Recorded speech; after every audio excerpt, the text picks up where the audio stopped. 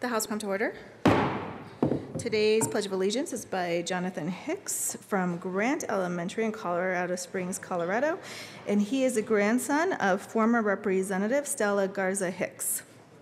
Please join me in the pledge. I pledge allegiance to the flag of the United States of America and to the republic for which it stands, one nation, under God, indivisible, with liberty and justice for all.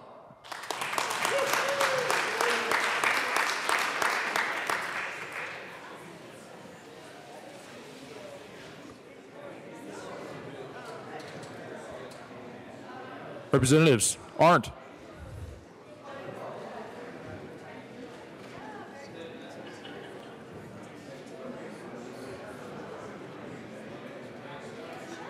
Arndt.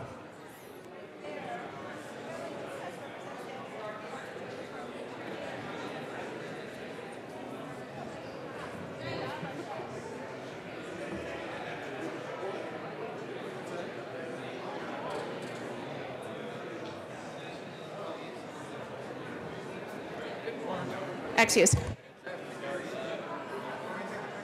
Becker J. Becker K. Beckman.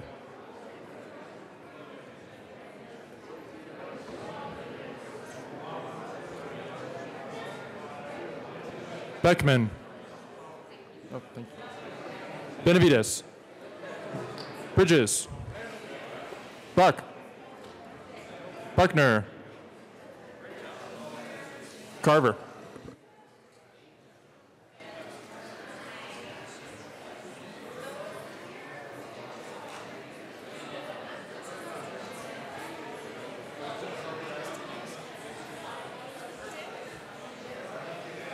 Excuse.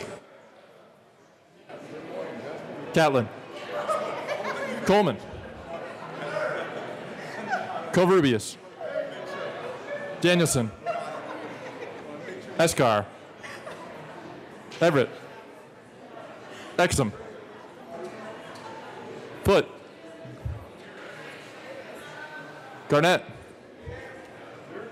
Janal. Gray. Hamner. Hanson. Excused. Herod. Putin. Humphrey. Jackson. Kennedy.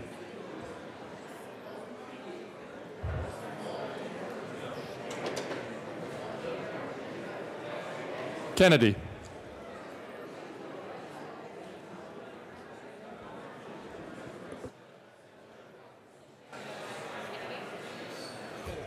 Excused. Kraft Tharp. Landgraf. Lawrence. Lee. Leonard. Lewis. Liston. Lontine. Lundeen. Representative Kennedy is present. McKean.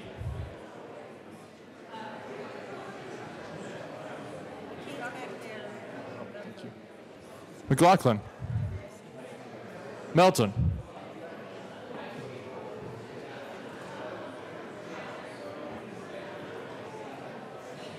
Melton. Excused. Michelson Janae. Neville. Excused. Pabon. Pedersen. Rankin. Ransom. Ryer. Roberts. Rosenthal.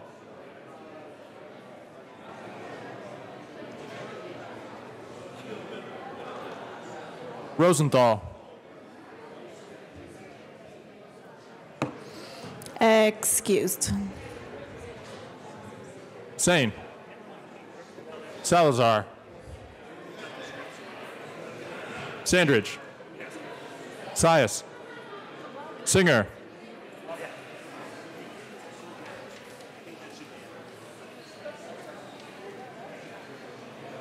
Singer. Excused. Thurlow. Representative Singer is present. Valdez. Van Winkle. Weissman. Willett. Williams. Wilson. Winter. Wist. Young. Madam Speaker. Here. Representative Rosenthal is present.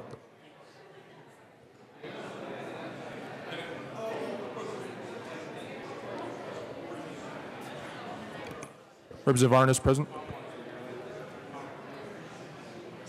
Carver, Hanson, Melton, and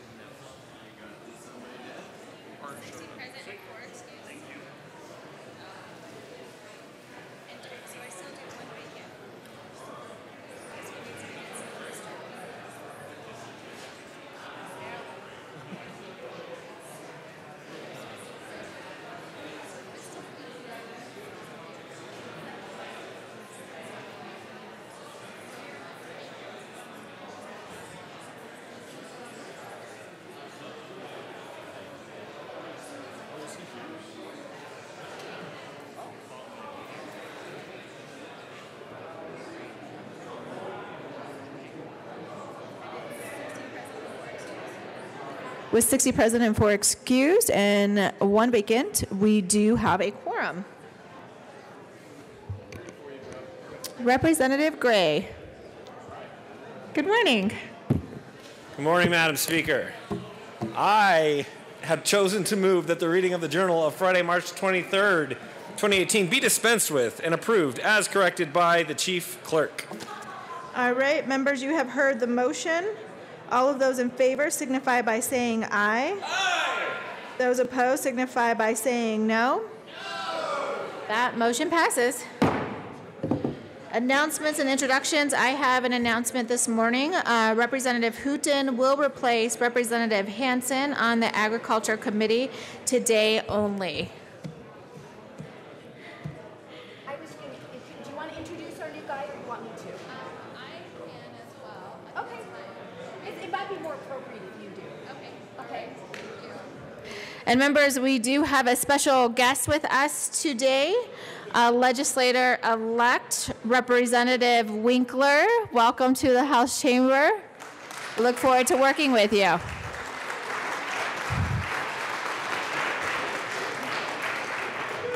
Further announcements or introductions? Representative Herod. Thank you, Madam Speaker. Members, I want to introduce you to one of my dear friends, Rosalind Johnson. She is from Prince George's County and is the Deputy Director of Maryland National Park and Recreation Planning Commission, a special district in Maryland. Rosalind, can you please stand? She also did the Harvard Fellowship Program with a few of us in the chamber today, and is honored to have her here in Colorado. Welcome, Rosalind. Hey. Welcome to the chamber.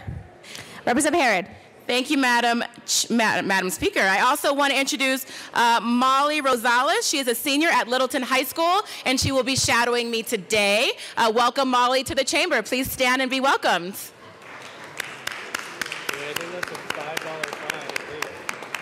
Further announcements and introductions. Representative Coleman. Thank you, Madam Speaker. I also wanted to recognize a few special guests that I have here today. Quan Atlas, my Chief of Staff, his family is in from out of town. His dad, Michael, his stepmom, Christina, Andrea, Janae's sisters, and his wife, Lauren. Please welcome me and recognizing them if you guys wouldn't mind standing and being recognized. Thank you, Representative Coleman. And welcome to the Capitol. Further announcements or introductions. Representative Wilson. Thank you, Madam Speaker. Colleagues, in case you haven't noticed, this week is Long Bill Week. Tomorrow morning we got Bible study and prayer time. Probably ought to be about 65 of us there to start this week. 7:15 in the morning, good food, good fellowship. See you there, 109. All right, further announcements and introductions. Representative Baca, Representative Pabon. Go ahead, Barry. So members, we are just honored to have the McDonald's, the family of McDonald's, the franchise owners, and the afternoon of graduation, I started working for McDonald's, and I was part of Ray Kroc's son-in-law's store that he received after he got out of the Vietnam War.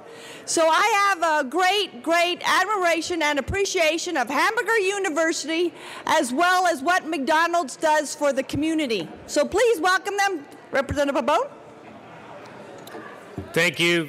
Representative Pabon. Thank you, Madam Speaker. And yes, the owners and operators of McDonald's are here today.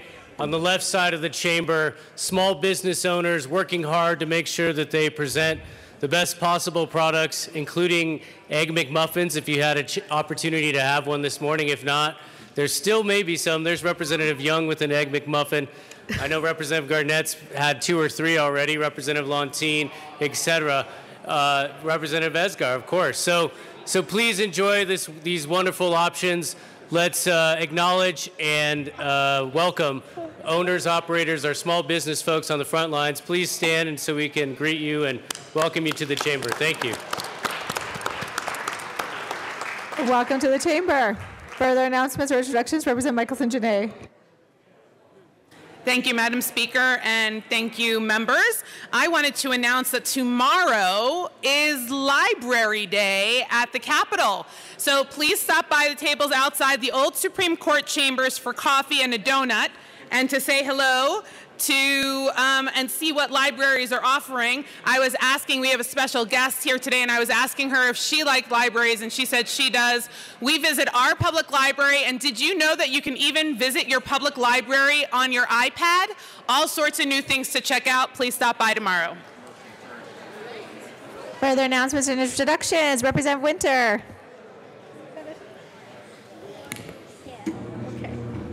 I have 2 introductions today. First is we have Adams County Commissioner Eva Henry here with a high school student that's checking us all out to see what we're doing, so if we can welcome them.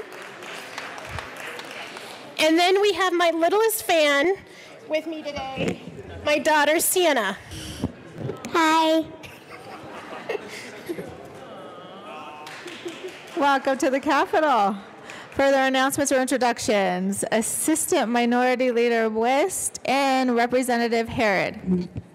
Thank you, Madam Speaker. Good morning, everybody. First of all, happy belated Puppy Day to all of our furry friends out there. We will have what may be our final meeting of the working group looking at the Department of Corrections budget, although this may be the second to the last meeting, today at noon in Committee Room 109. So today at noon, please. All members are welcome. Thank you. Thank you so much for your work on that. And Assistant Minority Leader West, I saw your picture that you posted on Twitter for National Puppy Day. It was a fabulous photo. Further announcements or introductions, Representative Valdez.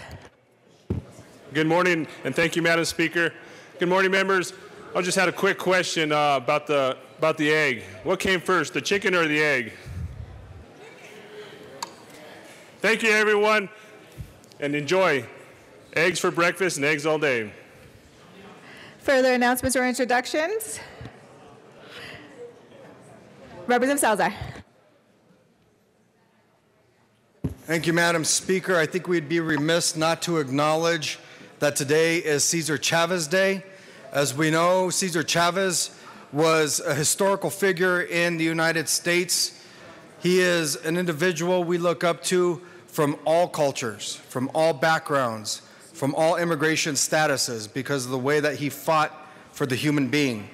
So everyone, I want you to at least keep him in your thoughts, that that's the kind of human being we should be, is one who sees everyone as being human. Thank you. Thank you, Representative Salazar. Further announcements and introductions. All right, we have our Joint Budget Committee members, Representative Rankin, Representative Hamner, and Representative Young. Representative Hamner. Thank you, Madam Speaker. Members, on your desk, thanks to the hard work of the Joint Budget Committee staff, You have a very heavy booklet. I see Representative Wilson is already halfway through studying his. We hope that you have time to look through the booklet, especially in terms of areas of the budget that pertain to your committees of reference.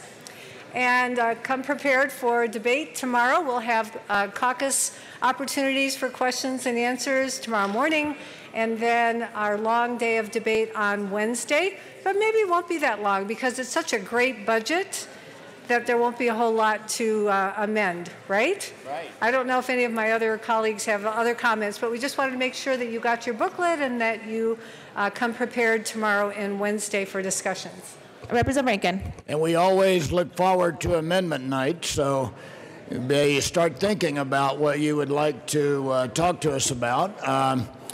But as the chairman said, you know, this is a big document. I'm sure not everybody will read every page, but please go read your departments, from your committees of reference, because I think you'll find it very interesting. Our staff has done a great job, and there's a lot of explanation about what your departments are doing, so we encourage you to at least read those parts.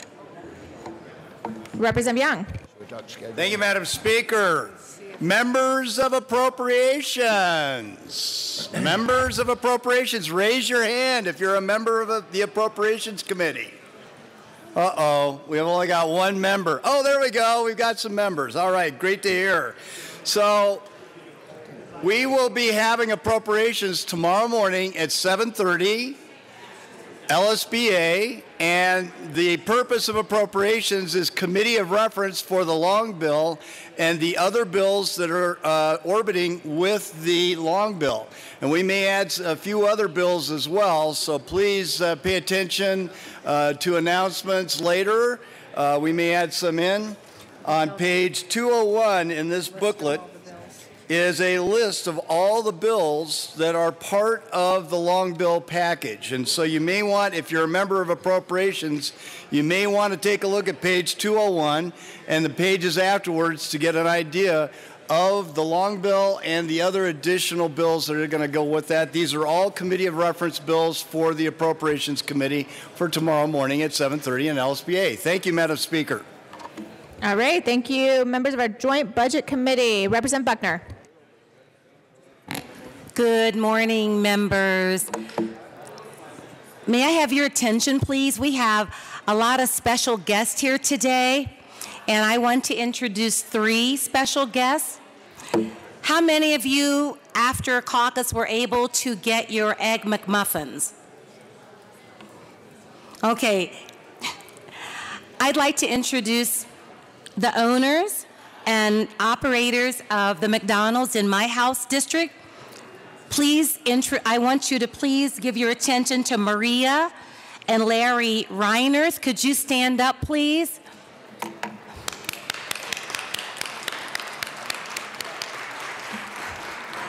Not only does McDonald's employ a lot of students and adults, but they also offer so much back to our community. And I would also like to introduce a personal friend of mine who is an owner-operator of McDonald's, Jetta Asphalt.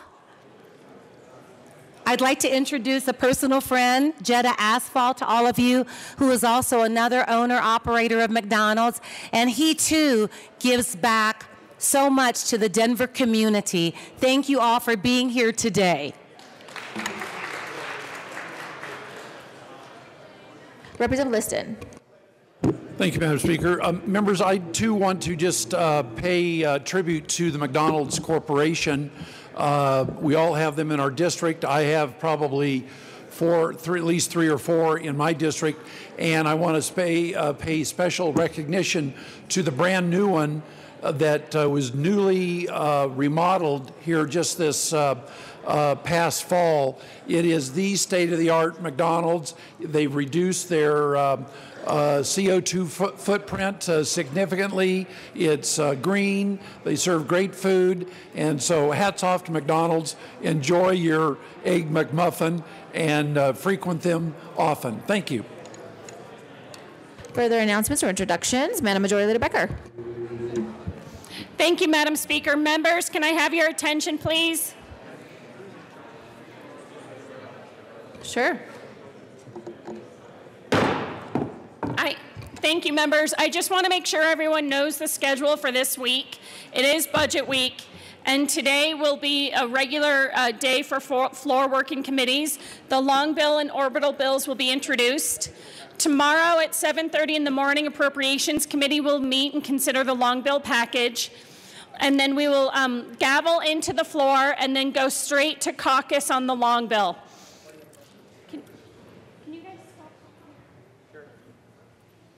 So everyone will come to me all day and say, wait, what was the schedule? So I'm telling you now. And it's also been emailed to you. So we will gavel into the floor tomorrow at 9 a.m. and then we will go straight to caucus on the long bill. There will be regular afternoon committees tomorrow. And then you must have your amendments into the long bill by 5 p.m. tomorrow. Wednesday morning at 9 a.m. we will gavel in and then we will go caucus again on the amendments to the long bill.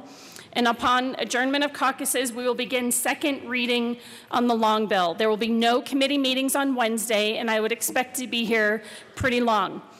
If we get everything done on Wednesday night, if we have completely voted on the committee of the whole report before midnight, we will do third reading on Thursday, and we will have Friday off.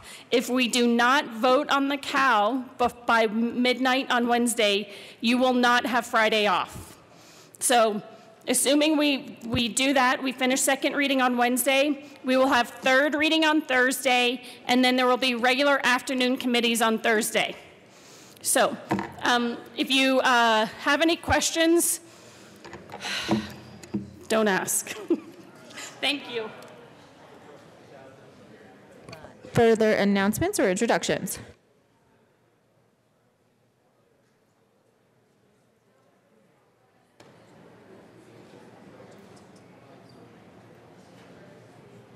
Further announcements or introductions? Seeing none, that takes us to, introduction of bills. House Bill 1322, Representative Hamner, also Senator Lambert, concerning the provision for payment of the expenses of the executive, legislative, and judicial departments of the state of Colorado and its agencies and institutions for and during the fiscal year beginning July 1st, 2018, except as otherwise noted.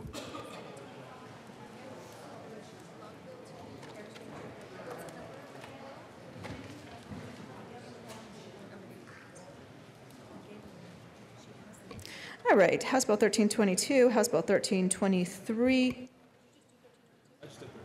House Bill 1322 will be assigned to the Committee on Appropriations. House Bill 1323, President Rankin House Senator Moreno, concerning transfer funding to a newly created Office of State Planning and Budgeting Youth Pay for Success Initiatives account within the Pay for Success contracts and in connection with making an appropriation. House Bill 1323 will be assigned to the Committee on Appropriations. House Bill 1324, Representative Hamner, Senator Lumber, concerning the continuation of the Governor's Commission on Community Service in connection with making an appropriation. House Bill 1324 will be assigned to the Committee on Appropriations. House Bill 1325, Representatives Hamner and Rankin, Senator Lambert, concerning measures to address coverage gaps in statewide digital trunk radio system in connection with making an appropriation. House Bill 1325 will be assigned to the Committee on Appropriations. House Bill 1326, Representative Young, Senator Lambert, concerning support for persons interested in transitioning from institutional setting in connection with making and introducing appropriations. House Bill 1326 will be assigned to the Committee on Appropriations. House Bill 1327, Representative Young, Senator Moreno, concerning the all-payer health claims database in connection with making an appropriation. House Bill 1327 will be assigned to the Committee on Appropriations. House Bill 1328, Representative Young, Senator Lambert, Moreno, concerning the Children's Habituation Residual Waiver Program in connection with making and introducing appropriation. House Bill 1328 will be assigned to the Committee on Appropriations. House Bill 1329, Representative Rankin, Senator Moreno, concerning a supplemental state payment to qualified providers of durable medical equipment who experienced a decrease in reimbursement 2017-18 to state fiscal years as a result of implementation of federal 21st Century Cures Act and in conjunction with making an appropriation. House Bill 1329 will be assigned to the Committee on Appropriations. House Bill 1330, Representative Young, Senator Moreno, concerning supplemental state payment regarding a certain related office to administer oncology-related drugs for qualified providers under the Medical Assistance Program and who experienced a reduction in reimbursement payments in the 2017-18 state fiscal years as a result of the implementation of the federal final rules for coverage outpatient drugs and in conjunction with making an appropriation. House Bill 1330 will be assigned to the Committee on Appropriations. House Bill 1331, Representative Young and Rankin, Senator Lundberg, concerning expanding the use of open educational resources of public institutions for higher education in connection with creating the Colorado Open Educational Resource Council, creating a grant program to support the creation and use of open educational resources, making an appropriation. House Bill 1331 will be assigned to the Committee on Appropriations. House Bill 1332, Representative Hamner and Rankin, also Senator Moreno, concerning creation of grant program to support collaborative educator preparation initiatives to address the teacher shortage in Colorado connection with making an appropriation. House Bill 1332 will be assigned to the Committee on Appropriations. House Bill 1333, Representative Young, also Senator Lambert, concerning Part C, child find responsibilities of State Department's connection with making an appropriation. House Bill 1333 will be assigned to the Committee on Appropriations. House Bill 1334, Representative Hamner, also Senator Lambert, concerning an extension of the Transitional Jobs Program in connection with making an appropriation. House Bill 1334 will be assigned to the Committee on Appropriations. House Bill 1335, Representative Young, also Senator Lambert, concerning the Colorado Child Care Assistance Program in connection with establishing eligibility requirements for all counties and creating a new formula to determine the amount of block grants to counties. House Bill 1335 will be assigned to the Committee on Appropriations. House Bill 1336, Representative Young, also Senator Lambert, concerning the repeal of local government retail marijuana impact grant program.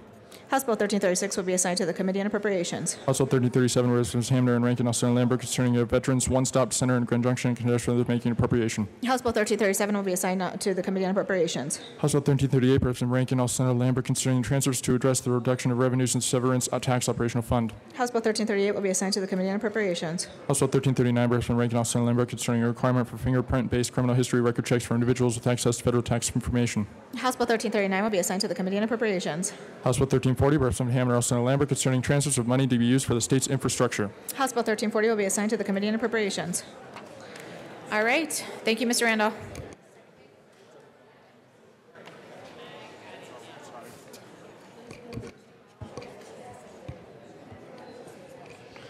And members, just so you know, those bills will be filed in your desks as soon as possible. Any further announcements or introductions? Seeing none, that does take us to third reading of bills. Mr. Randall, please read the title of House Bill 1132. House Bill 1132, Representatives Michelson, Janelle, Senator Crowder, concerning the amount of the Department of Corrections is required to reimburse county or city and county for the confinement of maintenance in a local jail of any person to a sentence to a term of imprisonment in a correctional facility. Assistant Majority Leader Garnett. Thank you, Madam Speaker. I move for the passage of House Bill 1132 on third reading and final passage. Question before us is the passage of House Bill 1132 on third reading and final passage. Mr. Randall, please open the machine, and members, please proceed to vote.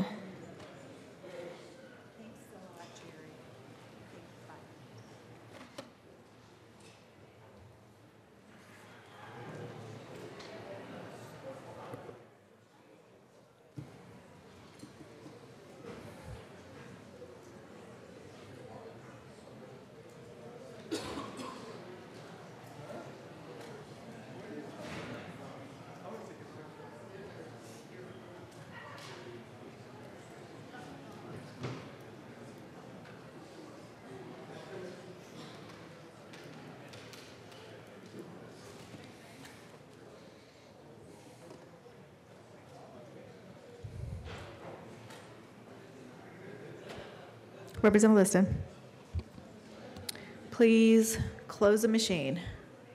With 60 yes votes, 1 no vote, and 1 vacant, House Bill 1132 is passed. Co-sponsors.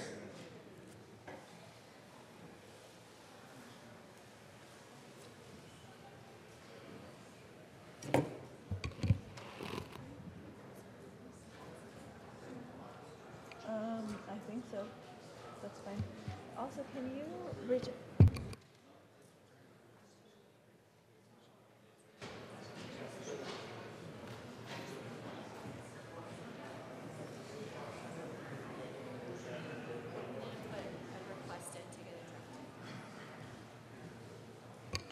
Please close the machine. Mr. Randall, please read the title of House Bill 1149. House Bill 1149, Representative Kennedy, also Senator Neville, concerning continuation of the Consumer Insurance Council. Assistant Majority Leader Garnett. Thank you, Madam Speaker. I move for the passage of House Bill 1149 on third reading and final passage. Question before us is passage of House Bill 1149 on third reading and final passage. Mr. Randall, please open the machine, and members, please proceed to vote.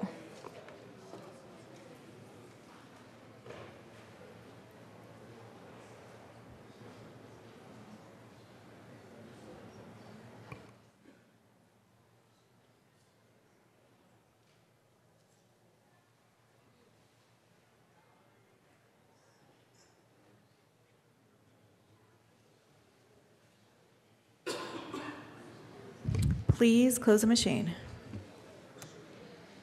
With 35 yes votes, 26 no votes, 3 excused, and 1 vacant, House Bill 1149 is passed. Co-sponsors.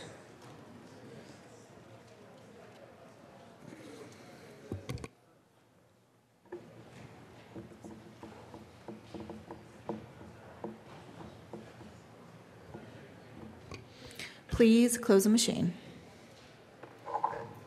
Mr. Randall, please read the title of House Bill 1234. House Bill 1234 by Representative Baker Kane Ladino, Senator Gardner, concerning clarification of laws governing simulated gambling activity.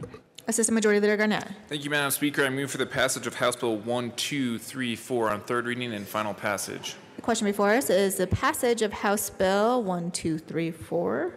Mr. Randall, please open the machine, and members, please proceed to vote.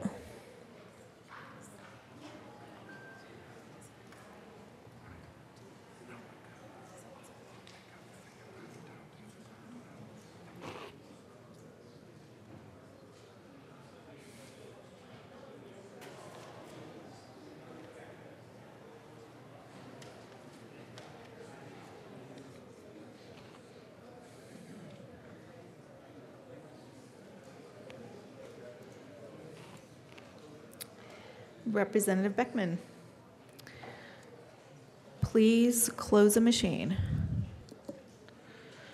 With 47 yes votes, 14 no votes, 3 excused, and 1 vacant, House Bill 1234 is passed. Co-sponsors.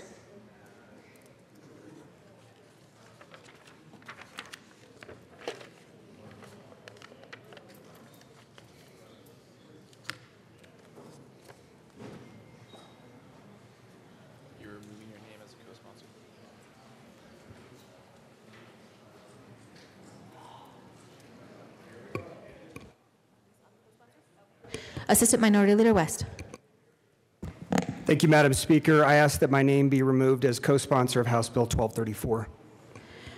Please close the machine, and Assistant Minority Leader West's name will be removed. Representative Melton. Thank you, Madam Speaker. I ask my name be removed as a co-sponsor in 1234. Representative Melton's name will be removed as well. Representative Herod. Thank you, Madam Speaker. I ask that my name be removed as well. Representative Herod's name will be removed as well. Representative Sayes. Thank you, Madam Speaker. I ask that my name be removed as a co-sponsor of House Bill 1234. Representative Sayes' name will be removed from House Bill 1234 as well.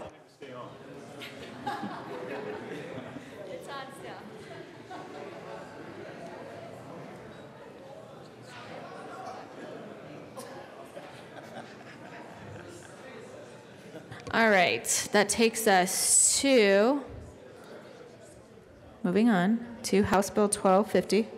Mr. Randall, please read the title of House Bill 1250. House Bill 1250 by Representatives Kraft, Tharp, and Sayes, Senator Briola, concerning analysis to improve compliance with departmental rules by regulated businesses. Assistant Majority Leader Garnett. Thank you, Madam Speaker. That was going to be a big switch. I move for the passage of House Bill 1250 on third reading and final passage. The question before With all due us. respect to Representative Wist. The question before us is the passage of House Bill 1250 on third reading and final passage. Mr. Randall, please open the machine, and members, please proceed to vote.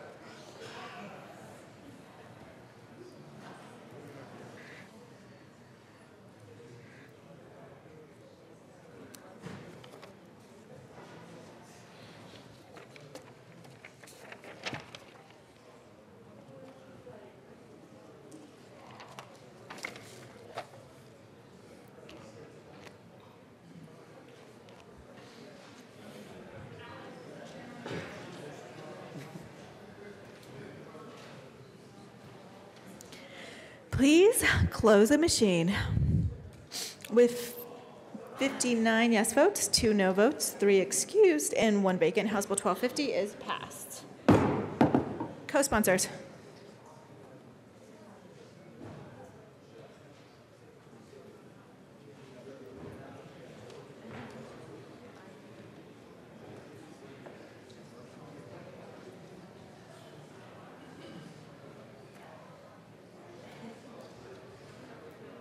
Co-sponsors.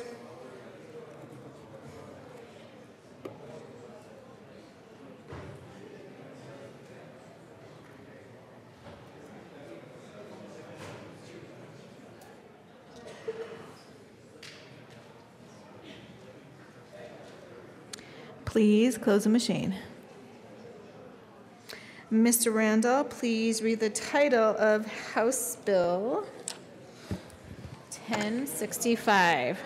House Bill 1065, Representatives Bacon and Buckmer, House Senators Lambert, concerning its discipline of the Department of Human Services employee when the employee is found to have mistreated a vulnerable person. Madam Majority Leader Becker. Thank you, Madam Speaker. I move for the passage of House Bill 1065 on third reading and final passage. The question before us is a passage of House Bill 1065 on third reading and final passage. Mr. Randall, please open the machine, and members, please proceed to vote.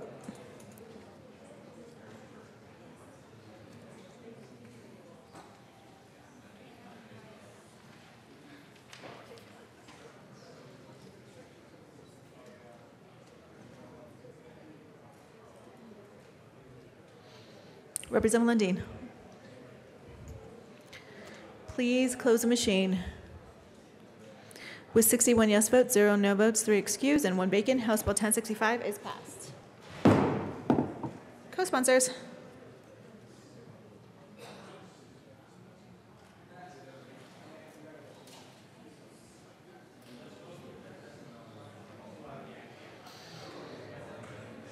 Co-sponsors.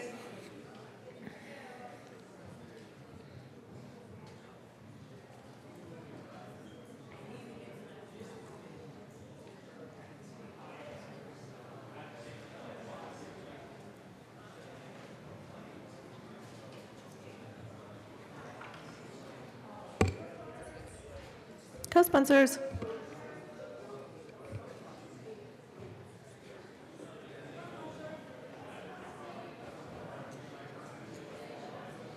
Please close the machine. Ms. Randall, please read the title of House Bill 1109. House Bill 1109, Representative White, Senator Cook, concerning discretionary parole of special needs offenders. Madam Majority Leader Becker. Thank you, Madam Speaker. I move for the passage of House Bill 1109 on third reading and final passage. The question before us is the passage of House Bill 1109 on third reading and final passage. Mr. Randall, please open up the machine, and members, please proceed to vote.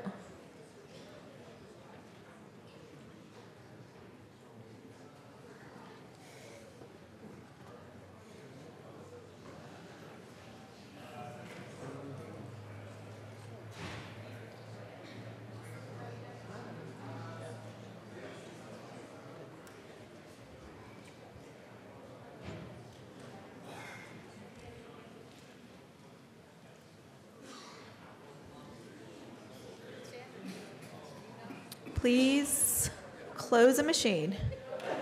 With 61 yes votes, 0 no votes, 3 excused, and 1 vacant, House Bill 1109 is passed. Co-sponsors.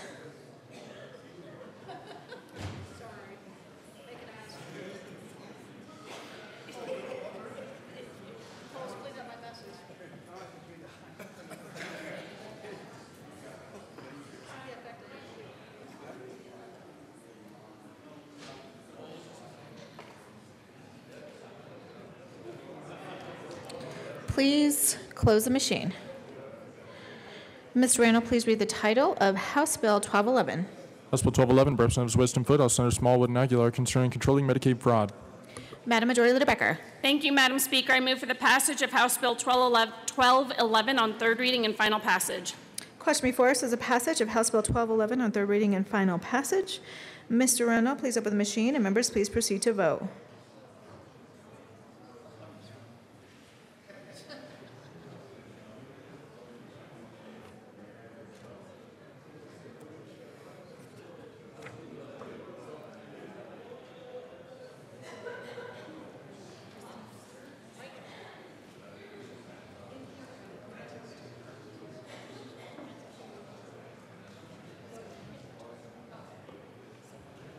Representative, all right. Please close the machine, Ms. Randall. With 61 yes votes, 0 no votes, 3 excused, and 1 vacant, House Bill 1211 is passed. Co-sponsors.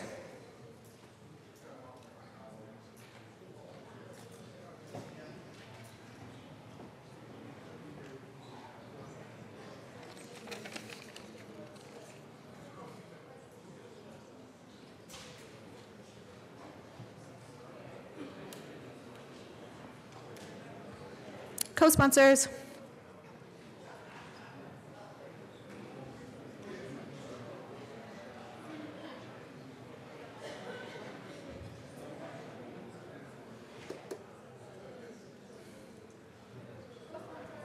Co-sponsors.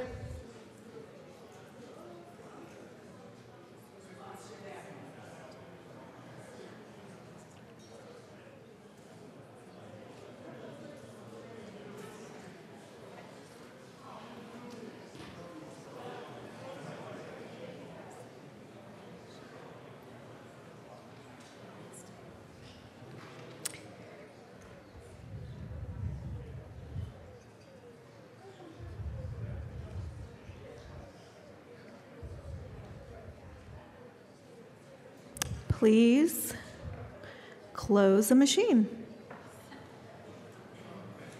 Mr. Randall, please read the title of House Bill 1243. House Bill 1243 by Representatives Foot and Wist, all Senators Corwin Fields, concerning enactment of a civil rape shield law. Madam Majority Leader Becker. Thank you, Madam Speaker. I move for the passage of House Bill 1243 on third reading and final passage. The question before us is the passage of House Bill 1243 on third reading and final passage. Mr. Randall, please open the machine, and members, please proceed to vote.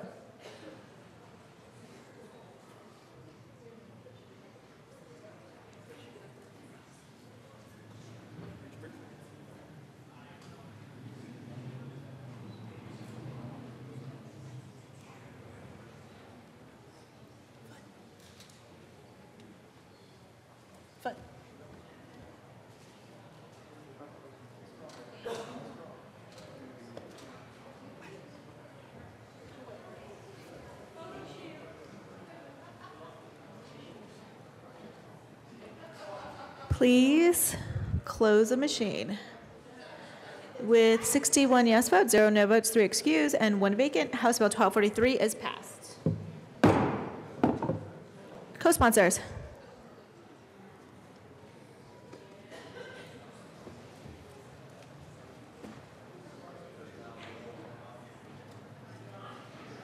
Co-sponsors.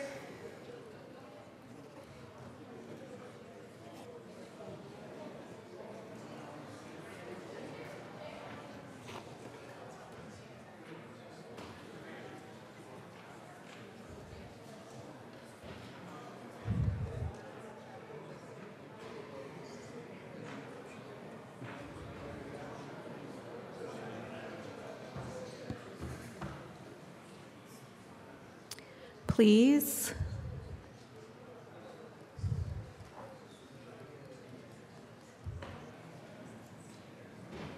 close the machine. Mr. Randall, please read the title of Senate Bill 107. Senate Bill 107 by Senators Enzinger, also Representative Thurlow, concerning the repeal of procedures to fill vacancies in candidate nominations for elections conducted under the Colorado Municipal Code of 1965.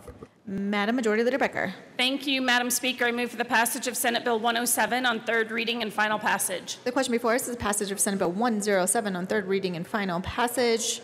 Mr. Randall, please open the machine, and members, please proceed to vote.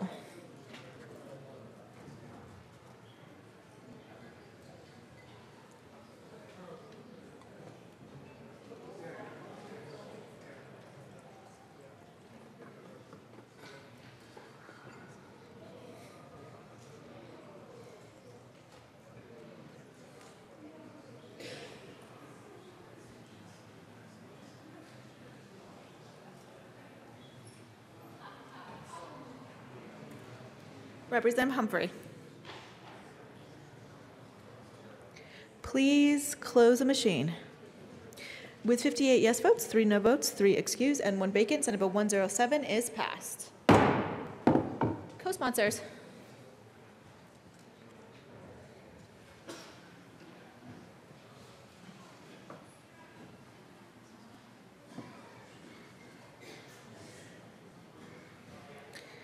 Please close the machine. Mr. Randall, please read the title of House Bill 1275. House Bill 1275, Representative Bridges, all Senator Kagan, concerning the repeal of the Craig Hospital license plate donation requirement. Madam Majority Leader Becker. Thank you, Madam Speaker. I move for the passage of House Bill 1275 on third reading and final passage. The question before us is the passage of House Bill 1275 on third reading and final passage. Mr. Randall, please open the machine, and members, please proceed to vote.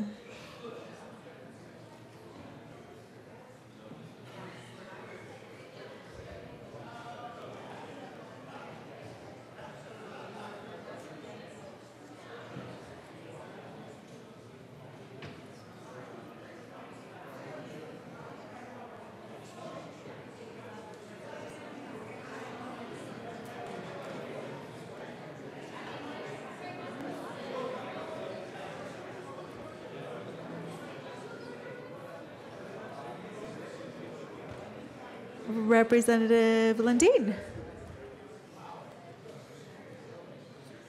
Please close the machine. With 55 yes votes, 6 no votes, 3 excused, and 1 vacant, House Bill 1275 is passed. Co-sponsors.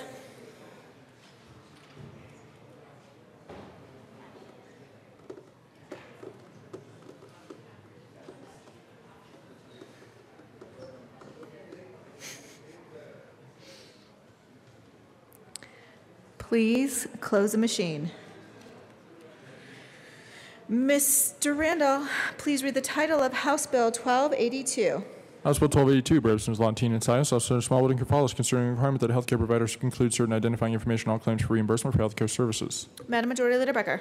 Thank you, Madam Speaker. I move for the passage of House Bill 1282 on third reading and final passage. Question before us is a passage of House Bill 1282 on third reading and final passage. Mr. Randall, please open the machine, and members, please proceed to vote.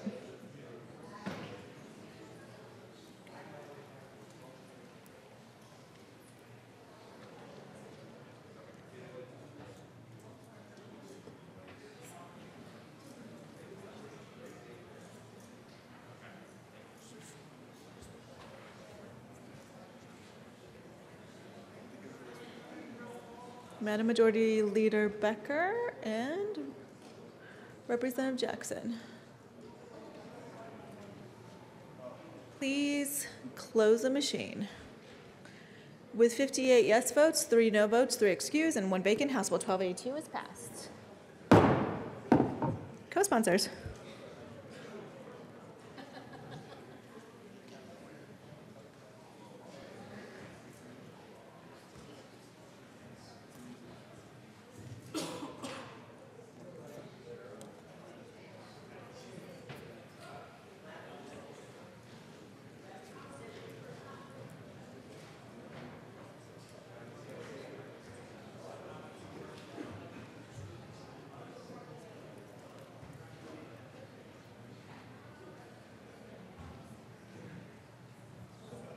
Co-sponsors.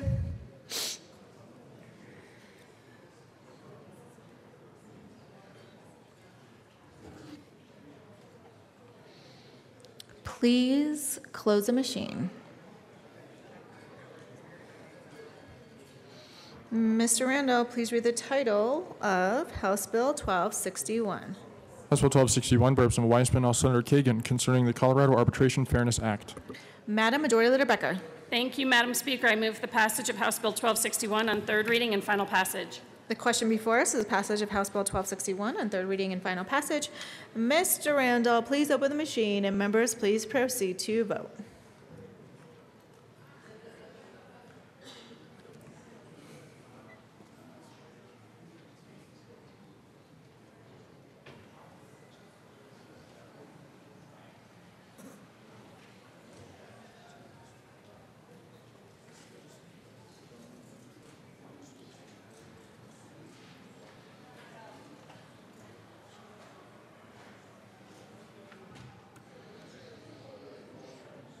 Please close the machine.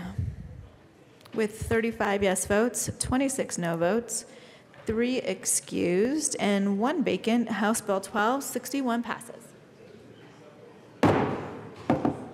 Co-sponsors.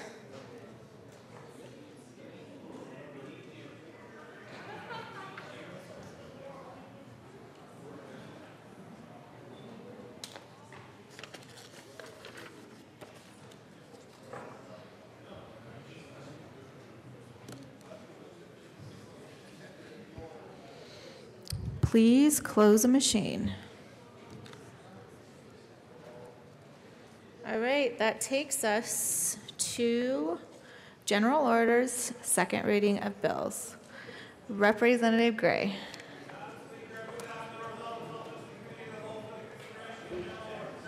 All right, members, you have heard the motion. Seeing no objection, Representative Gray will take the chair.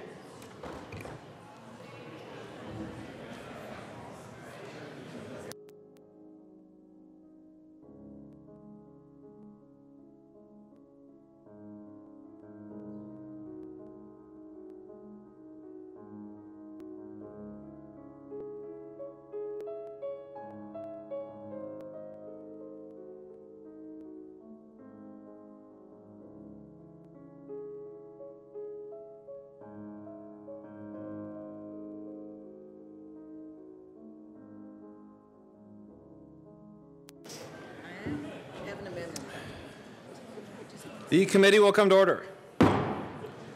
With your unanimous consent, bills will be read by title unless there is a request for reading a bill at length. Committee amendments will not be read unless they are requested, as they are printed in your bill folders. Floor amendments will be shown on the screen and on your iPads and not read unless requested. Bills will be laid over upon the motion of the majority leader, and the coat rule is relaxed. Mr. Randall, please hold.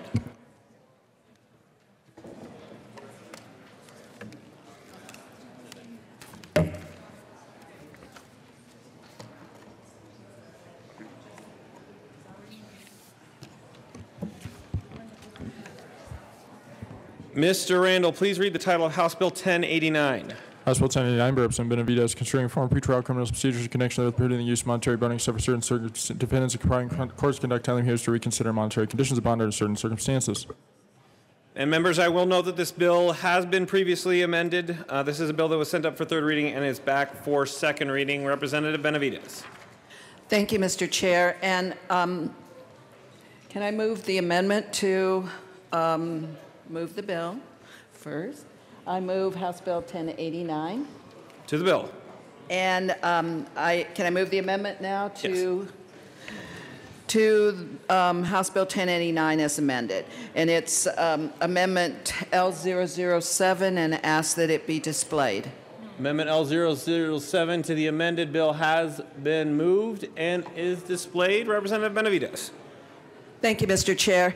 Members, what this bill in part does, it takes certain very low-level property crimes and says that if you're arrested for those, you should not receive a monetary bond. You should receive a personal recognizance bond in order to this was intended to reduce the numbers of people in our county jail. And this amendment adds to the offenses multiple DUIs. So that means if you're in there and your first DUI, you could still be entitled to a personal recognizance bond subject to the court's discretion.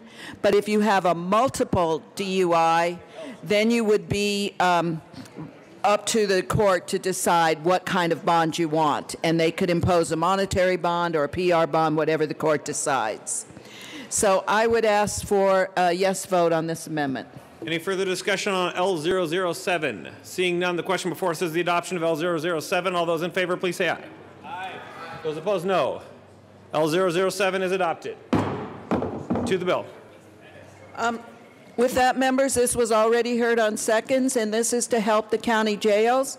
It's to reduce the numbers of people that are in jail because they can't afford a bond to get out. It's only the people that are charged with property crimes. If you're charged with a victim's crime, then this doesn't apply to you. You're subject to the regular requirements of the court on those. So I would urge a yes vote on House Bill 1089 as amended. Any further discussion on House Bill 1089? Representative Roberts. Thank you, Mr. Chair. Members, I was originally opposed to this bill, but I would like to thank Representative Benavides for offering this amendment. This amendment is important because it says that some of our most dangerous misdemeanor offenders, which are multiple DUI offenders, no longer are eligible for a non-monetary bond under this bill. I think that amendment makes the bill much stronger, and I urge an aye vote. Any further discussion? Representative Willett. Thank you, Mr. Chair. Members, I've been asked to come down and speak on this one. This is a close call, frankly, for me. Our bonding system is, frankly, very goofed up in the state and across the United States.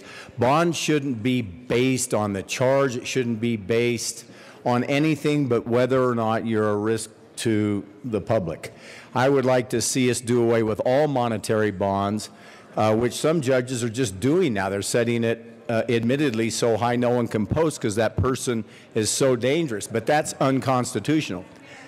The problem with this bill is it simply decides we're going to set certain offenses as not allowing a monetary bond. The problem is that person still might be kind of a dangerous person, even though it's a minor offense. So I think the intent is good. It will have some side benefits, but if you're really big on public safety and if you're really big on fixing the bond system the right way, I think intellectually you vote no on this bill. Hope that made some sense. Respect to the sponsors, tough bill. Representative Buck.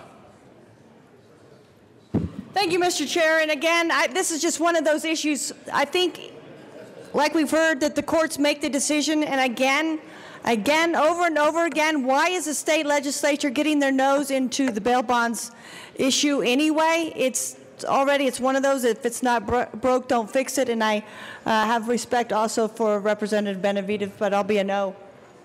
Representative Herod. Thank you, Mr. Chair, and I am a strong supporter of this bill. Members, we do have a broken bail bond system in this country. I appreciate and acknowledge my colleague, Representative Willett's statements, and completely agree that we have to do more to fix it. We should not be placing people, holding people in our jails just because of their ability to pay. It should be based on their flight risk or risk to the community, not their ability to pay a $100, $200 bond. And so I definitely commend Representative Benavides for bringing this bill forward.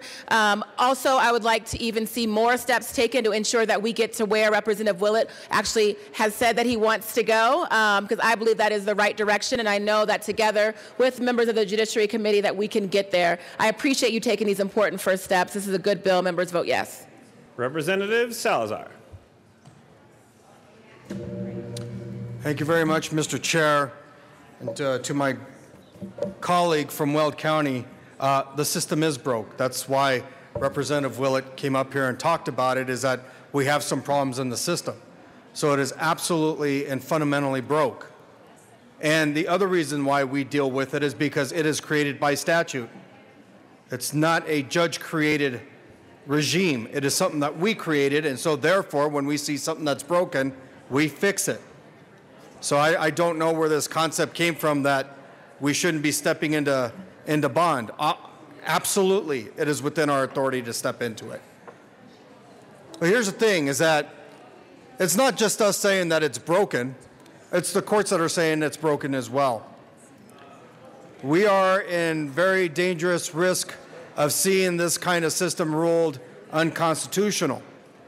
It's an equal protection problem as well as cruel and unusual punishment, so many other violations. You just don't continue to hold people in jail because they happen to be poor, particularly on low-level offenses. So what Representative Benavides is trying to do here, and I think she has threaded this needle quite well, is she is trying to balance public safety with the constitutional concerns. So one of my colleagues said, intellectually speaking, we should be no against this bill. No, intellectually and legally speaking, we should be a yes on this bill, because it is threading a needle. As difficult, and I certainly would concede this point, as difficult as the system is and as the concept is, the fact is that Representative Benavides is balancing it just fine. But we have that authority to engage in this because the system is awfully broken. So I urge a yes vote on 1089, particularly now that we have this amendment on. And for some of you, intellectually speaking, it should be something that you might want to do, because this is about liberty interests, particularly on low-level offenses where there is no risk to the public. Thank you. Representative Milton. Thank you, Mr. Chair. Members, there's maybe a handful of bills that come through the legislature every year that I am extremely impressed with, and I have to say that 1089 is one of those bills for me this year. It is an elegant solution to helping those who do not have the resources and may be facing a little bit of trouble to be able to continue on with their lives, continue on with their jobs, continue on moving forward, and not allow a nonviolent offense to hang them up. And so, members, ICE Rise is strong support of this bill. This bill sends the right message that we are going to end this war on the poor and allow for people to actually move on in a judicial and civil-minded way.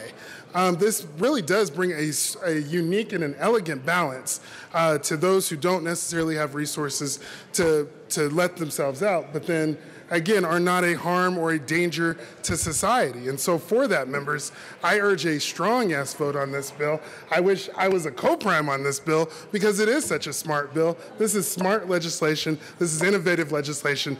This is exactly what we need in our state. Thank you for bringing this bill, Representative Benavides. Representative Arndt. Thank you, Mr. Chair, and thank you, Representative Benavides, for talking to me about this bill and working with us on this bill. And I do think the amendment makes it stronger. As I always say, the first title in my title is representative, and the City of Fort Collins has taken a no position on this bill. And with a lot of thought and care, as a local control city, we humbly like to retain control of what we do in our municipal courts. And we also think that we're already doing this or exceeding this with special courts. We have a homeless court, we have a drug court. If we had an amendment on here to exempt local control, I would be able to vote yes. But I just wanted to be honest and open and say that I will be a no vote on this bill. Any further discussion, Representative Benavides? Thank you, Mr. Chair, and thank you, members. Members, as I mentioned earlier, this bill came out of our summer interim committee for overcrowding in county jails. Our counties are, you know, they're spending money they don't really have to maintain their jails and the huge number of people that are in the jails. So part of our charge was to look at ways to reduce those numbers of people in county jails. And I wholeheartedly agree with Representative Willett that this is a much bigger issue about bonding.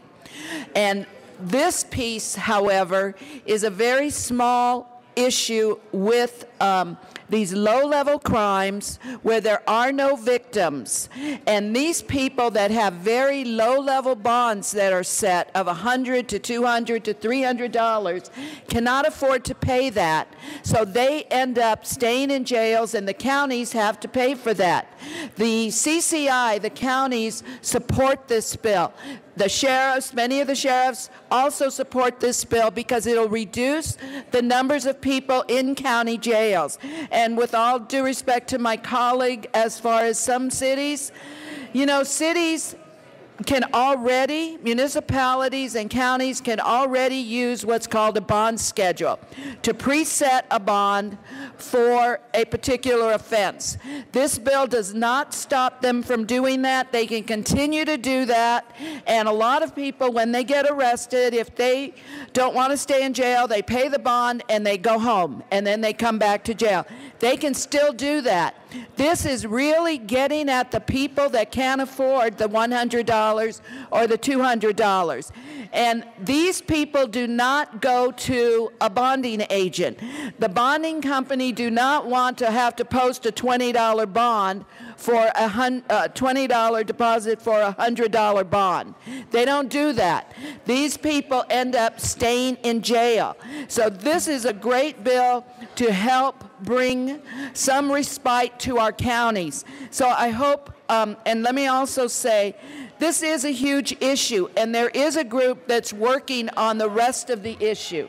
We also have the risk of being sued by the state for issuing these monetary bonds, because many of these offenses are so low-level offenses, they don't even have jail time. So around the country, we have lost those cases based on the Eighth Amendment as cruel and unusual punishment. So I hope you would think of that, and I urge your support of this bill. Any further discussion on House Bill 1089? Seeing none, the question before us is the adoption of House Bill 1089. All those in favor, please say aye. Opposed, no. House Bill 1089 is adopted. Mr. Randall, please read the title of Senate Bill 170. Senate Bill 170 by Senator Sonnenberg, also Representative Hanson McKean, concerning the water code process by which an owner of a water storage right to allowing water to be stored in new reservoir capacity may release water in an identified stream reach in a manner that theory that protects the releases while complying with mitigation measures identified in the Fish and Wildlife Mitigation Plan approved by the Colorado Water Conservation Board. Representative McKean. Thank you, Mr. Chair. Good morning. I move Senate Bill 170. There is no committee report. To the bill. To the bill. Folks, good morning. We talk a lot about problems up here. I come to you today with a solution. This is a what now kind of question, right, Jim Wilson? I'm going to keep using that, Rep. Wilson.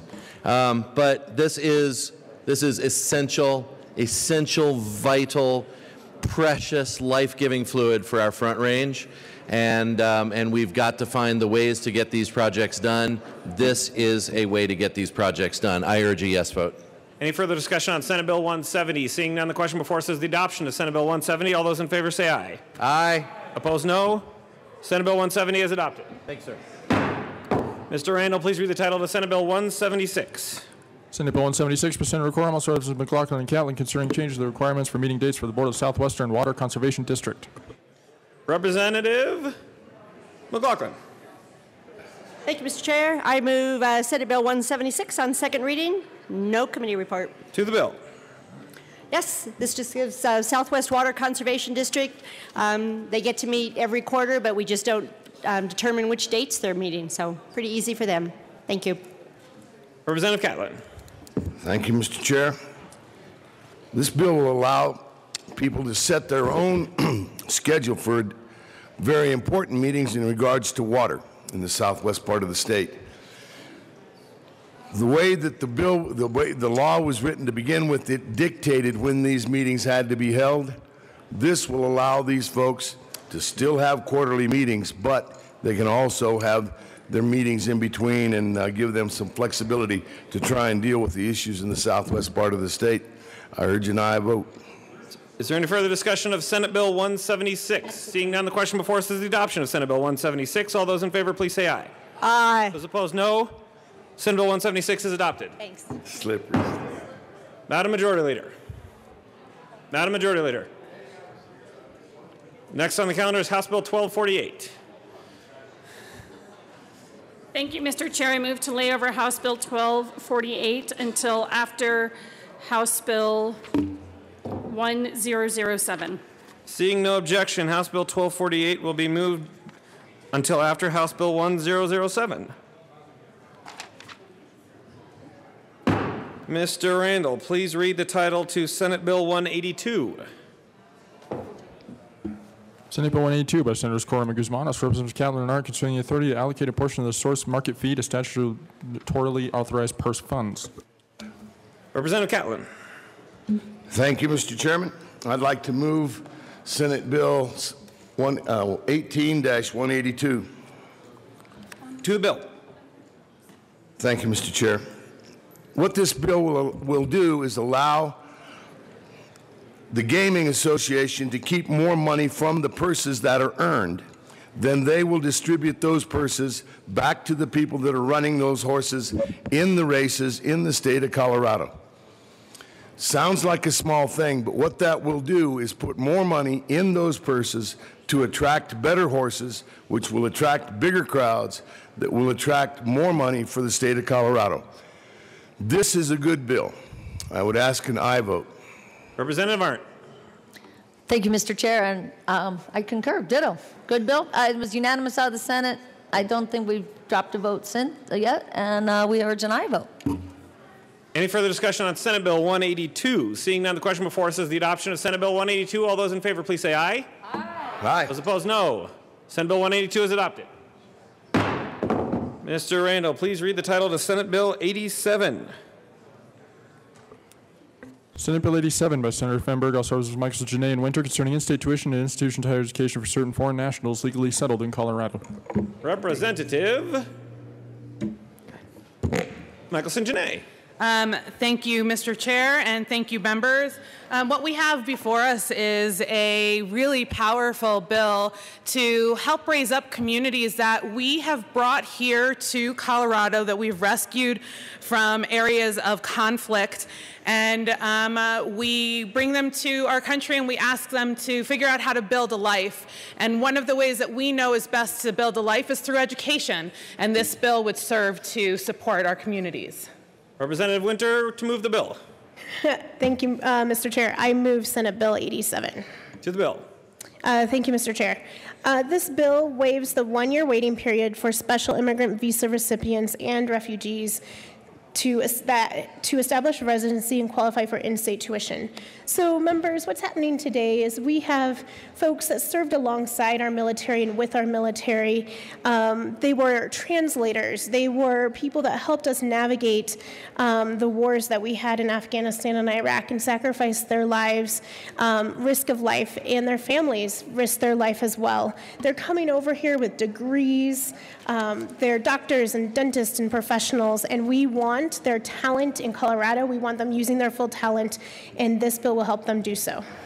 Any further discussion to Senate Bill 87? Seeing none, the question before us is the adoption of Senate Bill 87. All those in favor, please say aye. Aye. Those opposed, no.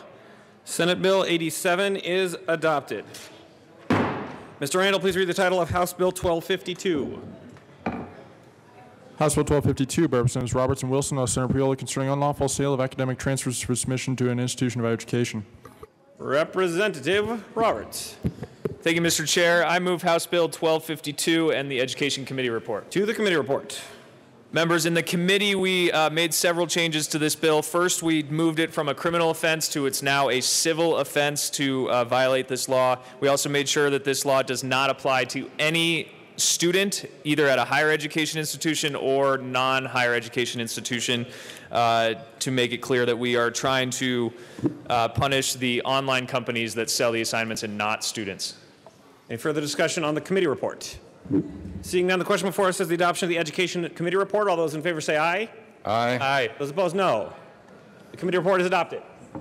To the bill, Representative Wilson. Thank you, Mr. Chair. Colleagues, this bill was brought to us, and I appreciate Representative Roberts doing the yeoman's job on this. But Metro State made an excellent case on what they're facing as an academic institution, and we need to address that. They said that they need our help, and this is one of those times which we can help, and I urge a yes vote on this bill. Any further discussion to House Bill 1252? Seeing none, the question before us is the adoption of House Bill 1252. All those in favor, please say aye. Aye. Those opposed, no. House Bill 1252 is adopted. Mr. Randall, please read the title of the Senate Bill 151. Senate Bill 151 by Senators Fields and Priola, also Representatives Buckner and Wilson, concerning Department of Education research to develop bullying prevention policies. Representative Wilson. Thank you, Mr. Chair. I move Senate Bill 18151 and the Education Committee report. To the committee report. To the committee report. Representative Buckner. Yes, there was an amendment. The amendment was a simple amendment, and it changed one word from model to sample, which more appropriately describes this bill. Any further discussion on the committee report? Seeing none, the question before us is the adoption of the Education Committee report. All those in favor, please say aye. Aye. Aye. Those opposed, no. The committee report is adopted. To the bill, Representative Wilson. Yep. Thank you, Mr. Chair. I believe that there is an amendment on the floor here. Yes. Representative Lee, perhaps. Get excited, people. Representative Lee. Representative Lee. Thank you, Mr. Chair. I move Amendment 005 to Senate Bill 151. I would. L005 has been moved. I'd ask it be displayed.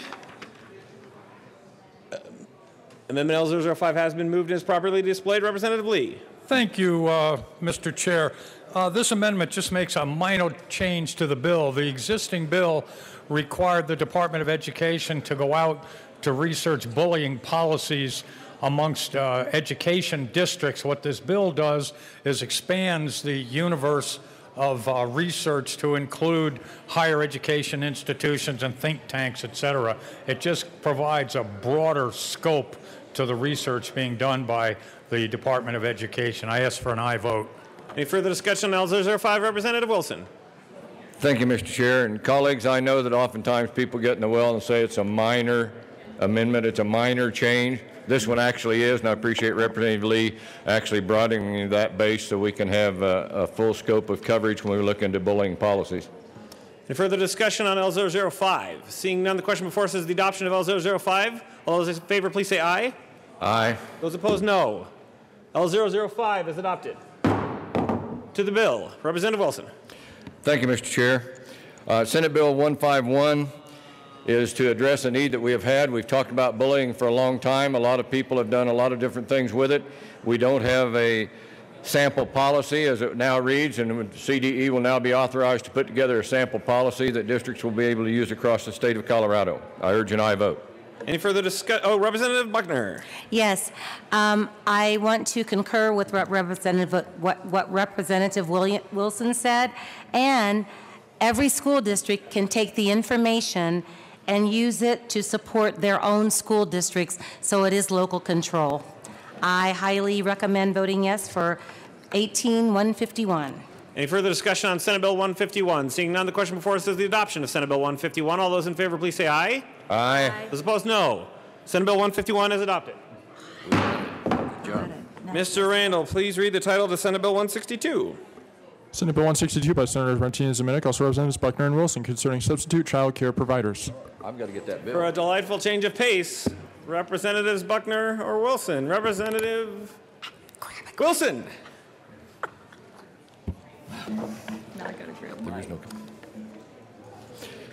Thank you, Mr. Chair. I move Senate Bill 18162. There is no committee report. To the bill.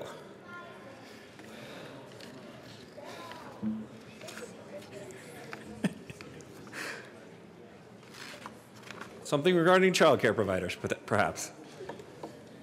Representative Wilson. I'm ready when you are. Okay. Yes, Representative Wilson. Thank you, Mr. Chair. Senate Bill 162 is a method or a process by which we can utilize the licensing requirement for substitute child care providers. And that simply demonstrates that he or she has the training and certification for the child care license type and position. And I urge an aye vote. Representative Buckner. Thank you, Mr. Chair. This bill will make it much easier for this department to facilitate this program, so I'm urging an aye vote. Any further discussion on Senate Bill 162? Seeing none, the question before us is the adoption of Senate Bill 162. Those in favor, please say aye. Aye. Aye. Those opposed, no. Senate Bill 162 is adopted. Mr. Randall, please read the title of House Bill 1131. House Bill 1131 by Representatives Michelson, Janelle, Senator Crowder, and Fields, concerning a program to facilitate conducting judicial proceedings via networking technology. Representative Michelson, Janelle. Thank you, Mr. Chair. I move House Bill 1131 and the Judiciary Committee report. Do you also move the Appropriations Committee report? And I also move the Appropriations report. Thank you. You have the amendment? To the Appropriations report. In Appropriations, we got to 0. Okay. Any further discussion of the Appropriations Committee report? Seeing none, the question before us is the adoption of the Appropriations Committee report. All those in favor, please say aye. Aye. Those opposed, no. The Appropriation Committee report is adopted. To the Judiciary report. In the Judiciary Committee, with gratitude to the entire committee, we did a significant amount of work on House Bill 1131, which is a program that is created to aid the processing of individuals who are in our county jails who are waiting for initial processing to go through tele-justice to be able to speed up that program. So we did a significant amount of work, and I believe there's an amendment coming, and we are missing the amendment. Adrian's giving the high sign of we're missing the amendment, and Representative Carver's not here. So perhaps maybe we, perhaps maybe we lay this over for a few minutes, because we need this amendment. I'm sorry. Okay. Mr. Assistant Majority Leader. Thank you, Mr. Chair. I move to lay over House Bill 1131 until the end of the second reading calendar. Seeing no objection, House Bill 1131 will be laid over till the end of the second reading calendar.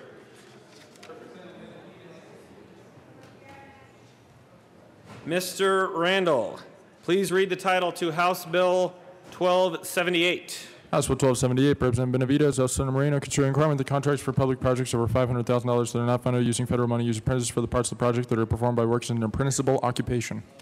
Representative Benavides. Members, this bill is to increase, thank you, Mr. Chair, and I move House Bill 1278. Do you move the business report? And I move the report of Business Committee. To the committee report.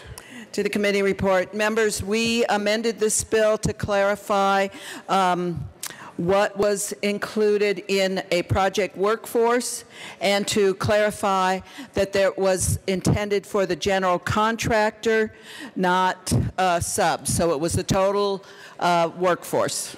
Any further discussion on the committee report? Seeing none, the question before us is the adoption of the business committee report. All those in favor, please say aye. Aye. Those opposed, no.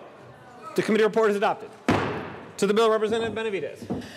Members, this is a good bill. Last week, we heard a resolution to increase the number of apprentices because we have got to address the problem that we have where we need anywhere from 30 to 40,000 construction workers in the next 20 years. And unless we get apprentices on the job and get them trained, we are never going to meet that requirement. A lot of our construction workers are aging out, and we need to replenish that workforce.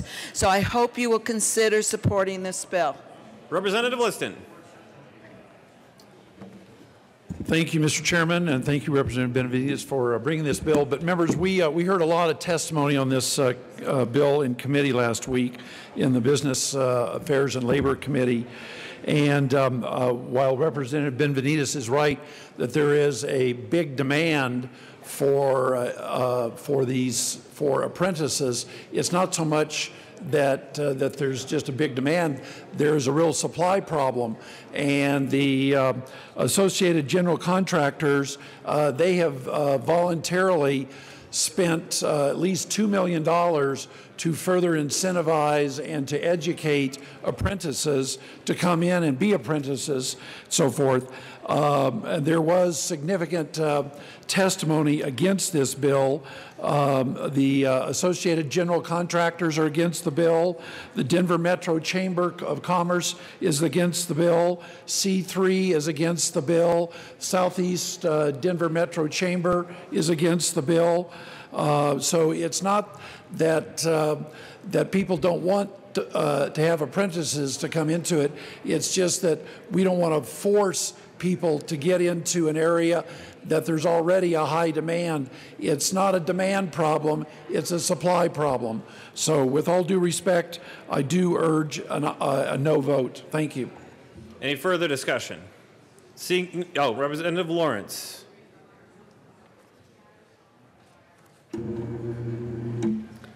Thank you, Mr. Chair. And I do have some similar concerns that were just raised by Representative Liston. As someone who works in an industry that has a lot of different trades associated with it, I know the idea is to promote participation in different trades, but requiring 25% of your workforce be participating in an apprenticeship program is not realistic. We actually have problems finding people in these trades, and requiring a 25% participation could actually limit our ability to get some of these projects done and increase the cost of the projects overall, which is certainly a concern when we're talking about limited dollars in a lot of these project costs. So I have real questions about the percentage that's listed in this bill. I think we do need to promote these trades. I just don't know that this is the avenue that we want to go down to do that. Any further discussion? Representative Escar. Thank you, Mr. Chair. Members, I stand in strong support for House Bill 1278. We just stood down here last week and had a great moment together where we understood the necessity of making sure that we have more people going into the trades division. And this is a way to offer apprenticeships where they maybe weren't thought about before, maybe didn't have enough participation before. This is a way to draw people to the industry. And as far as if you can't meet the 25% threshold in the bill itself, there is a good faith affidavit that if you tried and you couldn't succeed, you don't get penalized. So here is just one more tool that we discussed over all of last week about making sure that the trades is encouraged, the trades is supported, and this is a way to get people into the trades business. I support this bill. Representative Lawrence. Thank you, Mr. Chair. And you know, addressing the good faith effort, that's a lot of the work that I've done in my business is outreach to different, you know, disadvantaged business enterprises, minorities, the crafts, the trades. And I will tell you, it takes an extraordinary amount of time to reach out to all of those organizations, to have maybe 1 or 2% reply at the end of the day, and then I have to turn in all of my paperwork to justify the work that I did. That should not be the kind of formula that we're looking for to encourage people and encourage companies to participate in this. I think the 25% is too high. I do absolutely agree that we need to encourage people to get into the trades, whether it's, you know, whatever trade it is. But I have real concerns that this is the vehicle to do that. I think by having companies do their own outreach and AGC, CCA, a lot of these industries are setting up their own apprenticeship programs. They are attracting people, but they're not requiring this kind of participation. It should be up to the owner, the contractor, and the employee to figure out how that fit is going to work best on these projects. I just have real concerns. And again, when you talk about having to go through the process of outreach and then justifying when you can't meet that 25% mark, that has a significant cost to the company when you're going through all those processes. So for that reason, I would oppose this bill. Representative Van Winkle. Thank you, Mr. Chairman. And members, please listen, because this is a vitally important bill for the state of Colorado. It has two flaws to it. First, it would immediately increase the cost of all state-funded projects. That means fixing I-25 overnight gets more expensive. That means construction on our college campuses gets more expensive and at schools. Then there's a second problem. I have never run one of these companies that bids for huge government contracts.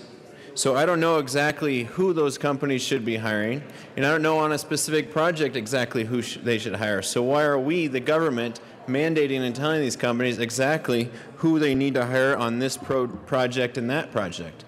That's not the role of government. That's the people who are doing the work on the ground to determine for themselves. Members, this is a very heavy-handed approach that will raise the cost of living and working in Colorado. Please vote no. Representative Benavidez.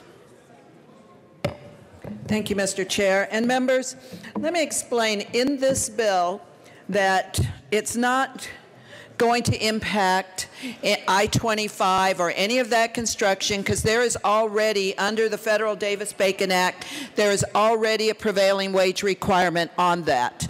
The fiscal note attached to this bill shows no increase in construction costs, because right now we are in a dire crisis with construction.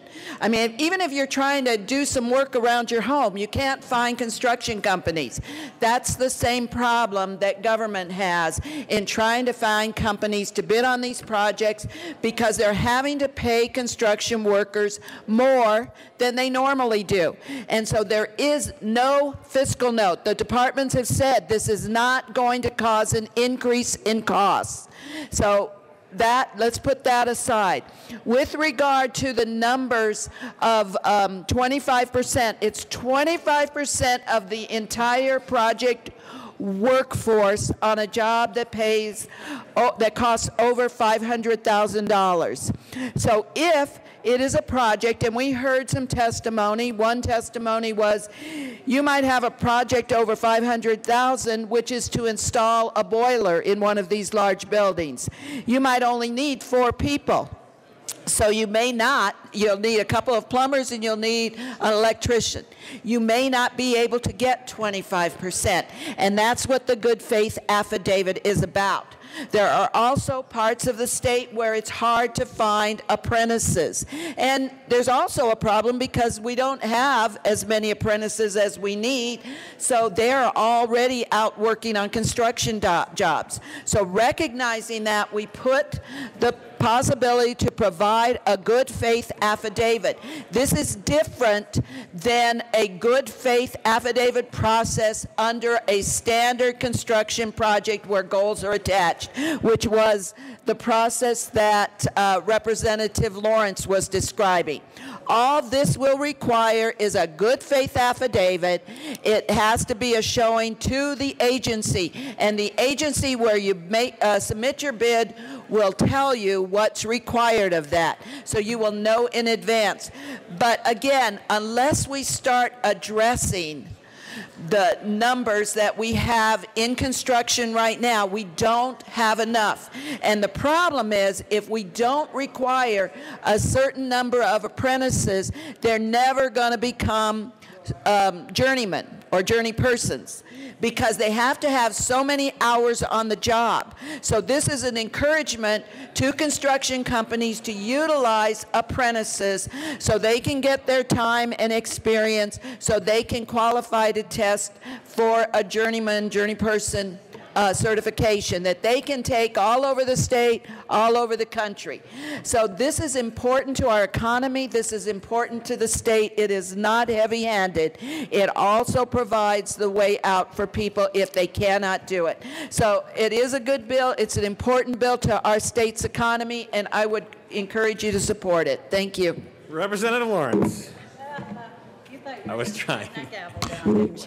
Thank you, Mr. Chair. And members, I do still have concerns about this bill. For apprenticeships, you have to have a journeyman watching the apprentice, which means you're doubling up on your oversight. That is going to increase the cost of a project. And since we don't know exactly what the requirements are going to be for that good faith affidavit, I will just tell you what I have to do to meet the good faith efforts currently. I have to send out invitations to every minority or disadvantaged business enterprise that's in a work type that my company will not be doing. And I have to contact 100% of every one of those work types. So that means that I send out anywhere from 500 to 1,500 invitations for every project that we decide to look at. I get back maybe 10 responses out of that. But if I don't meet that good faith goal, I then have to justify that I contacted every one of those companies in every work type, and if I miss one company, that entire work type is thrown out. It doesn't count, which means I didn't meet my good faith efforts. And since we don't know what the project owner is going to require, it may be something very similar to that, which I will tell you is incredibly labor-intensive and time-intensive for someone who's trying to put together an estimate for a project that's going to be going out. I have serious concerns about this. I know for a lot of companies that are trying to build up their workforce, they're doing their own training. They're bringing people on and they're training them without the apprenticeship program, without journeymen, and they're letting them move their way through the ranks without, having steps that they need to jump through. So I think companies are already doing a lot of this because they recognize on their own that they're going to have to build their own workforce. I don't think we need to tell them that the government is going to interfere with it and we're going to put more roadblocks and more requirements on their work going forward. So while I absolutely respect the work that Representative Benavides is doing on this, and I think we all agree we need to build workforce in a lot of these different areas, I just don't think this is the tool to do it. Any further discussion on Representative Benavidez?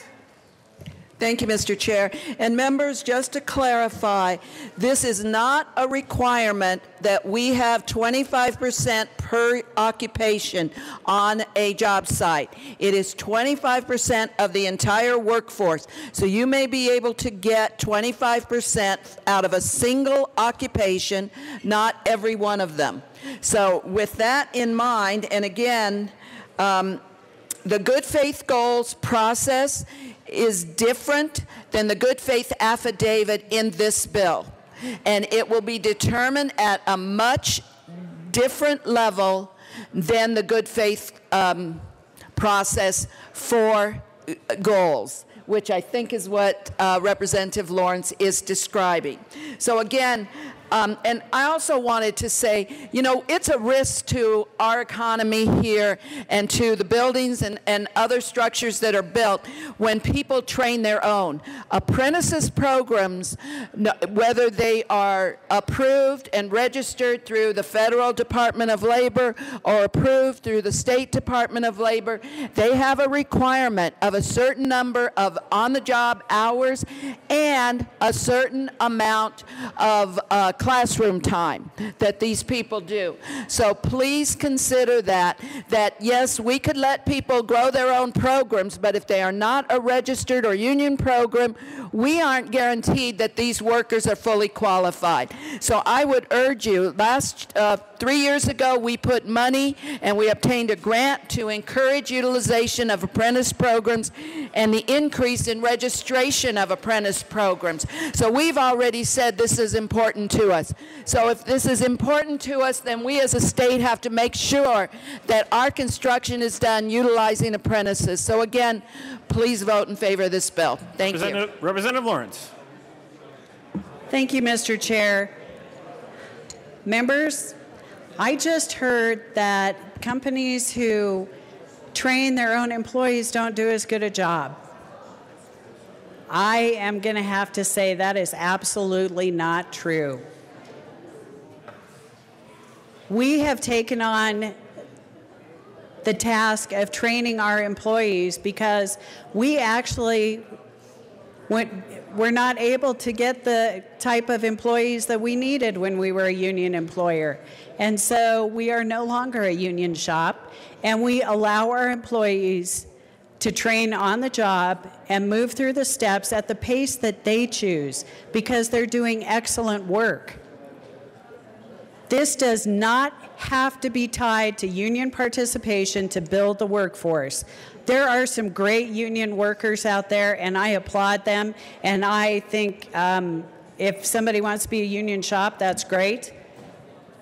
But to say that private companies that train employees, whether it's starting as a laborer and working up to a carpenter or an equipment operator, is the wrong way to go, I think that's a blanket statement that should not be made. I think there are a lot of opportunities out there, and companies are going out of their way to make sure that they are growing the workforce that they need. And those employees are able to take those skills and move around the country or move around Colorado and find places of employment because people know they have been trained well when they hire them, whether it's through a private company or through a union. I applaud both. But I don't think we need to tie the hands of businesses around the state to using apprenticeship programs that are approved through labor unions or the government. And when we talked about the good faith efforts, that's exactly what I was talking about when I have to deal with them. It is on a project-wide total, not labor-specific total. And sometimes you can't meet those. And the time required to send out the invitations, notify people, and then if by chance you don't make it, the time that's required to verify and substantiate all the work you did on the front end, that is extremely time consuming, and I don't think that helps the labor market at all. And all it does is end up increasing the cost of the project because all those man hours are built into your estimate for your job, for your project cost. I absolutely agree that we need to build our workforce, but this is not the way to do it. Any further discussion on House Bill 1278? Representative Liston. Thank you, Mr. Chairman. Well, members, I too want to, since we heard the bill in Business Affairs and Labor, is that it was testified extensively by the gentleman, I think his name was Mr. Giffords, from the Associated General Contractors, that they are doing everything they can to train these apprentices. They have pumped in millions of dollars and are prepared to do more, because if anybody can see the need for good apprentices, it is the employer, the people who are running these various construction projects. They want to bring it in, bring these good people in, and they're willing and able to train them, which is what they're trying to do. But to put a mandate on them, and that every project has got to have a certain percentage, and to have and follow this arbitrary rule that's got to be 25%. Let's let the people who have bid on the contract, are intimately familiar with bidding a contract and the nuances, rather than dictate with a law that says you must do this or you must do that. That's also why we have seen legislation, I believe, by my good counterpart, Representative Covarrubias, to incentivize and encourage young people to go out and learn the trades, which they are prepared to do. We have the community colleges and others. So let's not tie the hands, put handcuffs on the employers just for the sake of whether it's unionization or whatever. Let's let the people who are in the trenches, might be a bad pun, who are in the trenches decide this. I would urge a no vote on 1278. Any further discussion on House Bill 1278? Seeing none, the question before us is the adoption of House Bill 1278. All those in favor, please say aye. Those opposed, no. So, House Bill 1278 is adopted. Mr. Assistant Majority Leader. Thank you, Mr. Chair. I move to lay over House Bill 1007 and 1248 till the end of the second reading calendar. Seeing no objection, House Bills 1007 and 1248 will be moved to the end of the calendar. Mr. Randall, please read the title of Senate Bill 79. Senate Bill 79 by Senator Guzman, Representative Pabon, concerning classifying steak as vinous liquor for the purpose of the Colorado Liquor Code. Representative Pabon. Thank you, Mr. Chair. Mr. Chair, I move Senate Bill 79 and the Business Affairs and Labor Report. To the Business Affairs Report. Thank you, Mr. Chair. The Business and Labor Report essentially is the bill which, for purposes of Title 12, simplifies the administration by deeming sake vinous liquor. Ask for an aye vote. Is there any further discussion on the committee report? Seeing none, the question before us is the adoption of the Business Committee Report. All those in favor, please say aye. Aye. Those opposed, no. The committee report is adopted. To the bill. Thank you, Mr. Chair. Mr. Chair, the Business Affairs and Labor Report is basically the bill now. And what it does is it clarifies sake as a vinous liquor. The reason we're doing that, and Mr. Chair, I believe you were part and parcel of this revelation, is for purposes of tasting rooms and conforming to our manufacturing tasting room regime we have set up for Title 12. So ask for an aye vote. Any further discussion on Senate Bill 79? Seeing none, the question before us is the adoption of Senate Bill 79. All those in favor, please say aye. Those opposed, no. Senate Bill 79 is adopted. Mr. Assistant Majority Leader. Thank you, Mr. Chair. Great job today. I move the committee rise and report. Seeing no objection, the committee will both rise and report. Sorry, Dan. I didn't tell you. Sorry. We're running out of time.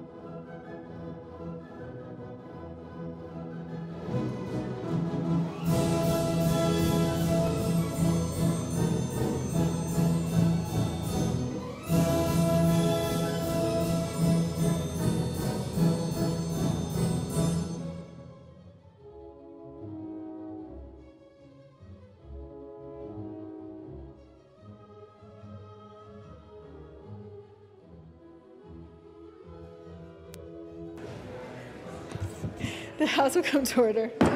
Mr. Randall, please read the report of the Committee of the Whole. Madam Speaker, your committee will big sleeve reports and carries following touch bills. Beginning the second reading of the various following recommendations are on House Bill 1089 is amended, House Bill 1252 is amended, House Bill 1278 is amended, passed second reading and gross. Please count for third reading and final passage. Senate Bill 79, Senate Bill 87, Senate Bill 151 is amended, Senate Bill 162, Senate Bill 170, Senate Bill 176, Senate Bill 182 passed second reading in order revised and placed on the calendar for third reading and final passage. Representative Gray. All right, members, you have heard the motion. There are no amendments at the desk. Mr. Randall, please open the machine, and members, please proceed to vote.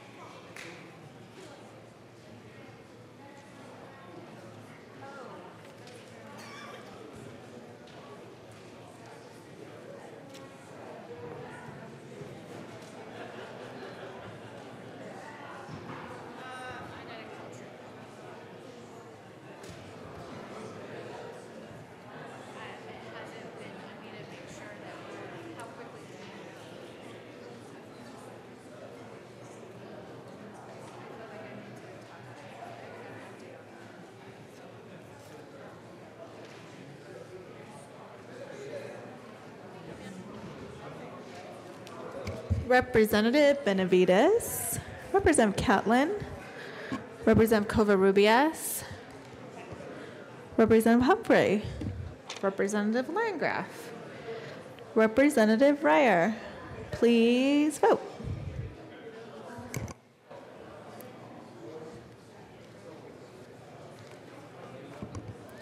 Please close the machine.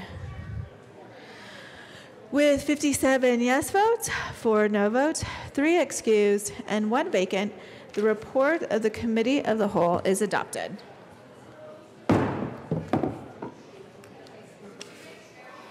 Assistant Majority Leader Garnett. Thank you, Madam Speaker. I move to lay over the balance of the calendar. All right, seeing no objection, the balance of the calendar will be laid over. That brings us to announcements and introductions. Representative Escar will replace Representative Hansen on appropriations tomorrow only. Further announcements or introductions? Representative Janal. Thank you, Madam Speaker. They were up in the gallery, but they aren't anymore. I wanted to welcome, and they probably still are around the building, a group of students, about 100 students from Tavelli Elementary School in Fort Collins. So let's just give a round of applause for those students that were watching us on seconds. Welcome to Tavelli Elementary School. Welcome to the Capitol. Further announcements or introductions? Representative Singer and Representative Ransom. Thank you, Madam Speaker.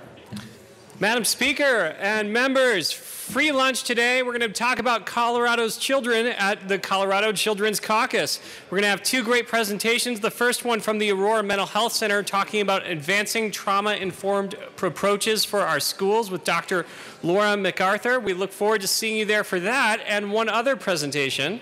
The second one will be by Carrie Miller from the University of Colorado at Denver. She will be talking about poverty and child welfare in Colorado and what the next steps will be. So we hope to see as many of you there as are free. Again, it's a great lunch. It's a free lunch. There's a time to ask questions as well, and we hope you'll show up. Oh, it's in Senate. It's in SCR 357 upstairs. All you just need to do is show up. All right. Further announcements or introductions? Representative Young. Let's get this down here where we can use it. Thank you, Madam Speaker. Members of Appropriations, earlier this morning I talked about the bills that would be on the calendar, but I couldn't really name them because we hadn't read them across the desk yet.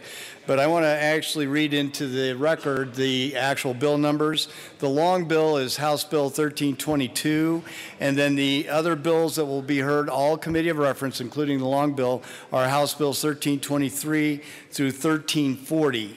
And then I'm also adding to the calendar House Bill 1260, House Bill 1157, and House Bill 1291. Those are not committee of reference bills. Those are just appropriations bills, but the long bill and the long bill package are all committee of reference bills. Thank you, Madam Speaker.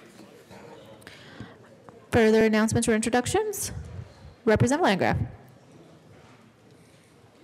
Thank you, Madam Speaker. I just wanted to remind people that the Veterans Caucus is canceled today. We'll pick it up again next month.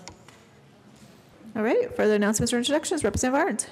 Thank you, Madam Speaker. Members, we put something in everybody's mailbox announcing a professional clothing swap. Women's clothes. Anyone's invited, of course. Aides and interns especially.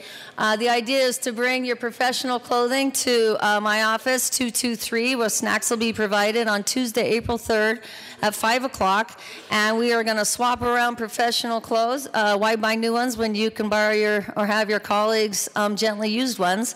And please tell your aides and interns, your spouses, whoever's here. And we're going to donate the clothes that are not claimed that night to women just transitioning from prison or from mental health facilities, so and domestic violence shelters. So please come, professional dress and accessories. Thank you. All right, Representative Willett. Thank you, Madam Speaker. Members, speaking of attire, do you wear Lycra or leather or both? I'm a both. I've got my hog pin here. It is Biker Day at the Capitol. Those would be the bikers that wear leather and have big motors. On a serious note, let's do something about distracted driving because it impacts pedestrians and people on bicycles and motorcycles far more than anybody. Go over and see your motorcyclers. Thank you. Representative Singer. Thank you, Madam Speaker. Members of the Public Health Care and Human Services Committee, in light of the long bill, we will still be meeting on Tuesday, but we will have fewer than what we said before even. So 1288 will be laid over until next week. In addition to that, our sunset review that we were going to review, we will not review on Tuesday, but there should be an amendment distributed to your desk so you can evaluate that, and hopefully we'll be hearing that the following week. Look forward to seeing you all tomorrow at 1:30. Representative Herod. Thank you, Madam Speaker. Members, the Prison Population Study Group will be meeting at 12:30 instead of 12 o'clock, 12:30 in room 109. I'll see you there. All right, further announcements or introductions? Going once, going twice. Seeing no further announcements or introductions, Assistant Majority Leader Garnett. Thank you, Madam Speaker. I move the House stand in recess till 1 o'clock today. All right, members, you have heard the motion. Seeing no objection, we will stand in recess until 1 p.m. today.